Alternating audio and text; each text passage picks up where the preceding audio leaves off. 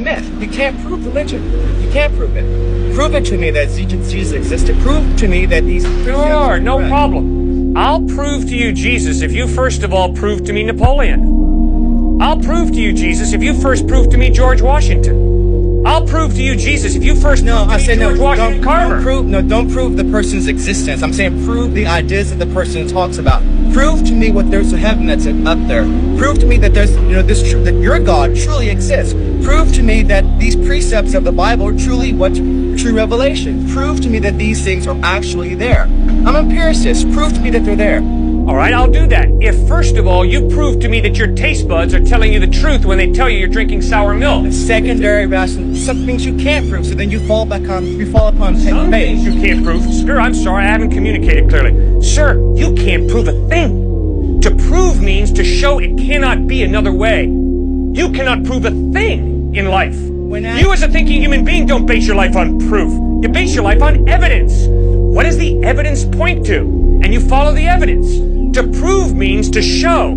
It cannot be another way. What can you prove in life? Prove to me we're having this conversation right now. You can't prove it. We might be dreaming. But the evidence is we're having this conversation. So the evidence is God exists. The evidence is the order and the design of the cosmos point to an intelligent mind.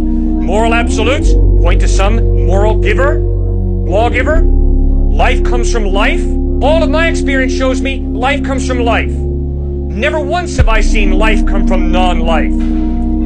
Fourth piece of evidence, free will. If there is no God, you're just a hunk of biochemical reactions. That's all I am. You're not free.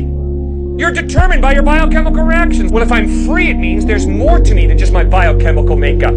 There's a soul, a personality, an I that goes beyond the biochemical.